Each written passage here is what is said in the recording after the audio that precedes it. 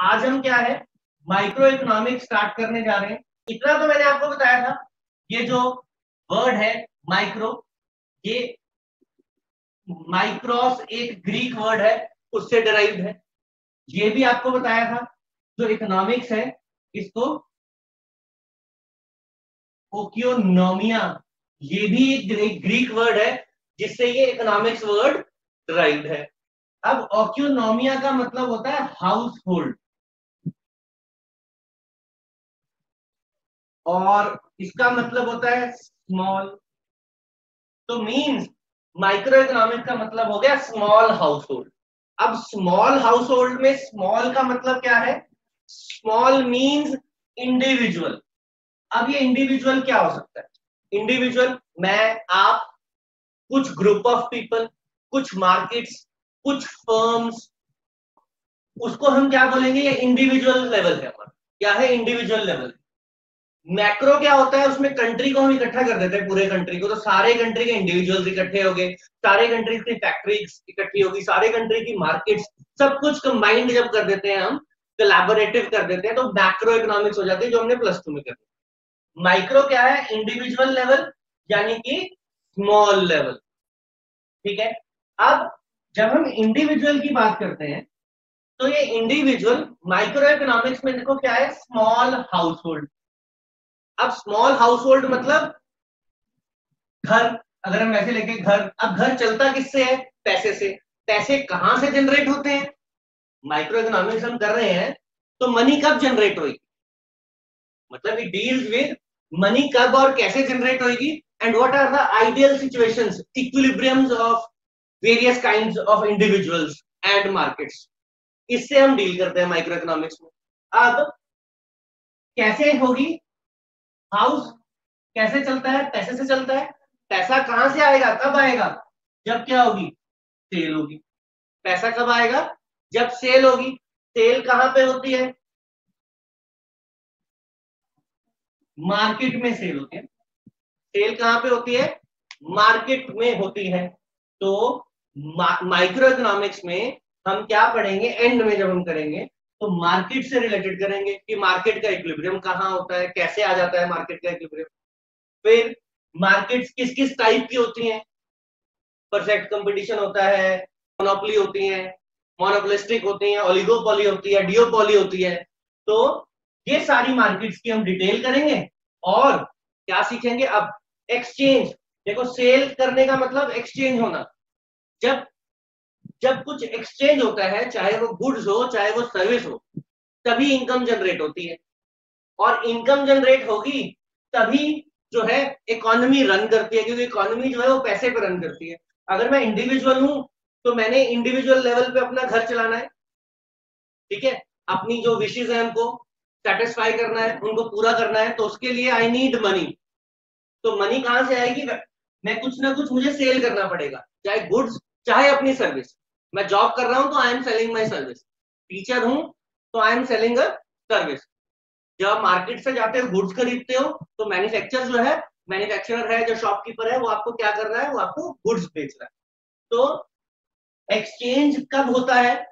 आप मार्केट में जाते हो, किसी चीज के बारे में इंक्वायर करते हो, आपको पसंद आ जाती है, फिर रेट पे नेगोशिएट करते हो, और उसके बाद क्या होता है कि अगर आपको भी पसंद आ गया और प्रोड्यूसर जिसने बेचना है उसको भी पसंद आ गया, तो आपकी क्या हो जाती है? क्या हो जाती है? सेल हो जाती है, एक्सचेंज हो जाती है। अब एक्सचेंज होना बहुत जरूरी है, होता मार्केट में है, लेकिन मार्केट में एक्सचेंज तभी होगा जब प्रोड्यूसर और कंज्यूमर दोनों एग्री करते होंगे। तो इसलिए एक्सचेंज होता है प्रोड्यूसर और कंज्यूमर के बीच में। तो हमें क्या करना पड़ेगा? माइक्रो इकोनॉमिक्स में हम ये भी स्टडी करेंगे ना कि प्रोड्यूसर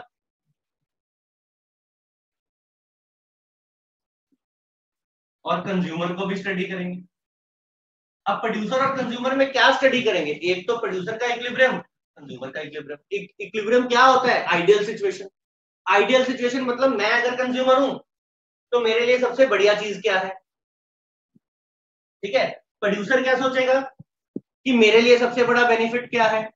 अगर कंज्यूमर की बात करें, बीइंग अ कंज्यूमर, आपको प्रोड्यूसर ऑफर करता है, वो बोलता है कि आपका जो मर्जी आए वो पैसे दे दो और ये पेन ले जाओ।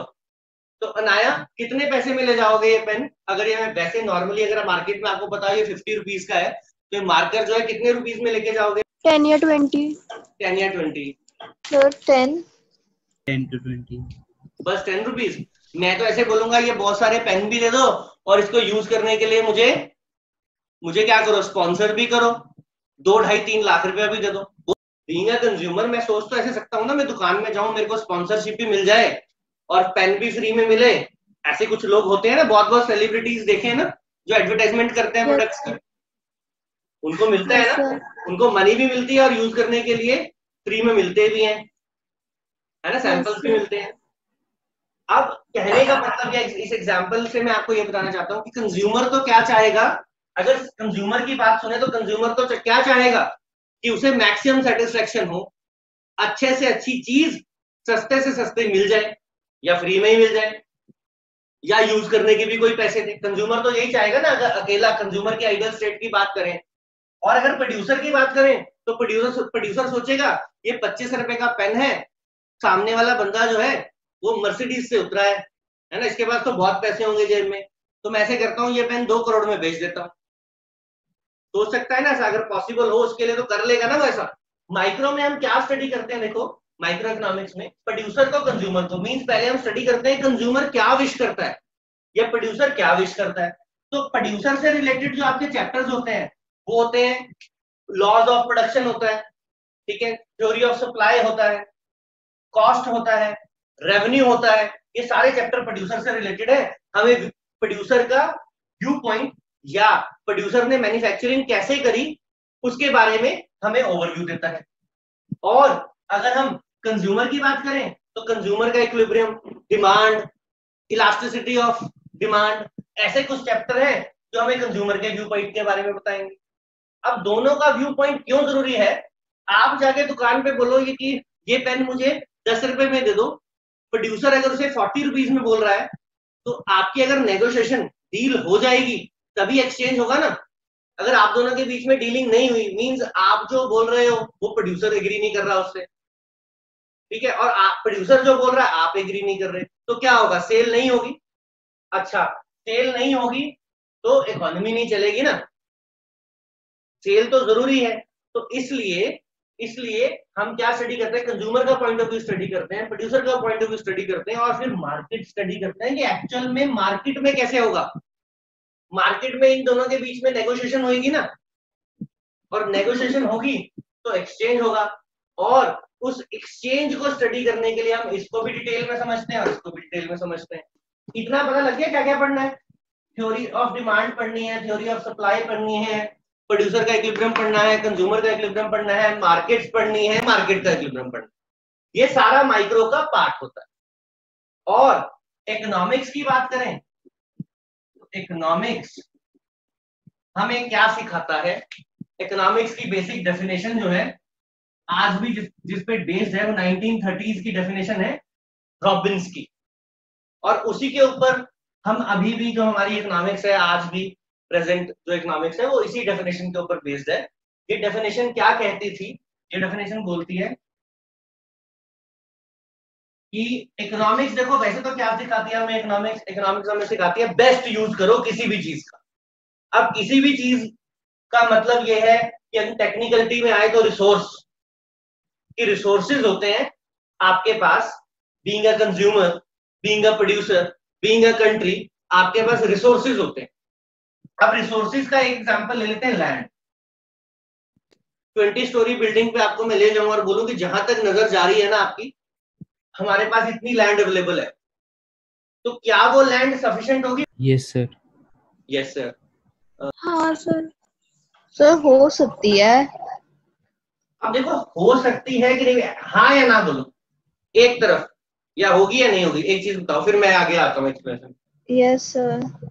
लैंड के अनलिमिटेड यूजेस होते हैं या नहीं? यस। अब रिसोर्स चाहे जितना मर्जी बड़ा हो, जितना मर्जी ज्यादा हो आपके पास, लेकिन फिर भी वो स्कार्स ही रहता है, बिकॉज आप हर कुछ फिर भी नहीं कर पाओगे।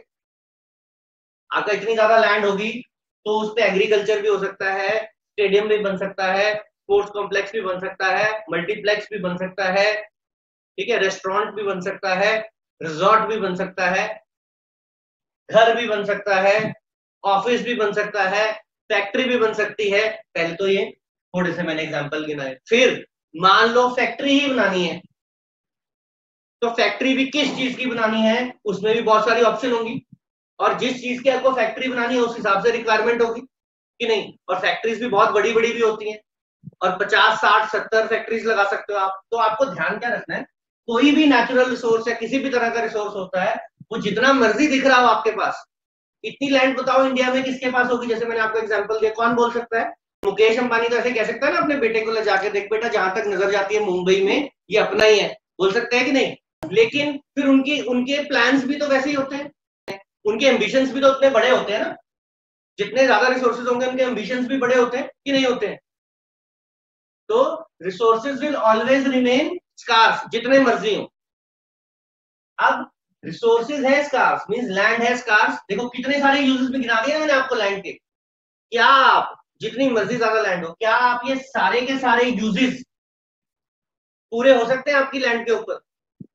नहीं हो सकते। आपको क्या करना पड़ेगा, अब समझना है लैंड इज स्कार्स। क्या समझना है? Land is scarce, resources are scarce, उनकी कमी है और उनके बहुत ज्यादा यूजेस होते हैं। ठीक है, resources are scarce and they have alternative uses, so we have to make choice। क्या करना पड़ेगा?